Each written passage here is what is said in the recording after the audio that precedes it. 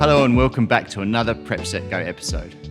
In today's video, we'll be looking at concrete repairs and how to choose the right repair mortar system for your application. So let's jump straight in.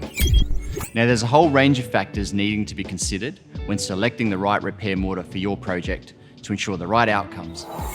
The type of repair. This will always be your primary consideration. What's the application and what are you trying to achieve? With a myriad of repair mortar systems available, identifying the type of repair or application is the first step. So whether it's for structural repairs, surface restoration and patching, cosmetic touch-ups, leveling, flushing or bonding, there'll be a product designed and available for your specific application. The substrate. Consider the substrate you're repairing, whether it's concrete, masonry, stone or other building material. The selected repair mortar should be suitable and specified for use over that substrate to ensure compatibility and to cater for any considerations specific to that substrate. Strength requirements. Identify the required strength and general performance of the repair mortar determined by specific projects. Mortars are available in various strengths, ranging from standard to high performance formulations. Durability. Assess any environmental conditions and exposure factors that may affect the repaired area, such as general weather conditions, moisture, chemical exposure, and abrasion. Choose a mortar with the appropriate durability characteristics to withstand these conditions over time. Application method.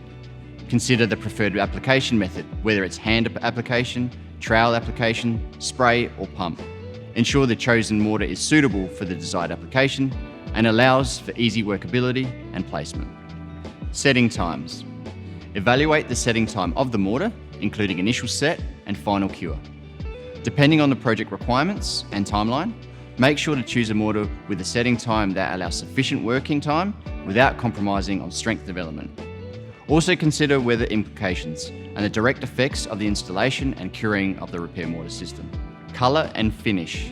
If the area is to be left exposed or achieve a certain aesthetic, select a repair mortar that matches the colour and texture of the existing substrate or desired finish.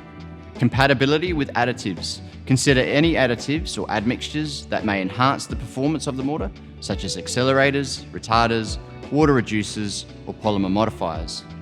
Ensure compatibility between the mortar and any additives used to achieve the desired property. In addition to considering all these points, remember to always refer to the manufacturer specifications, technical data sheets, and application guidelines for the chosen mortar. Follow recommended mixing ratios, application procedures, and curing methods to ensure optimal performance and longevity of the repair. And if you're unsure, speak to your local RLA representative or call the RLA Technical Services Department. We're sure to have you covered for your application and to put you on the right track. So for more information on any of the RLA range of repair mortars and systems, log on to our website or follow us on our socials. Thanks again for tuning in, and we'd love to see you next time. Goodbye.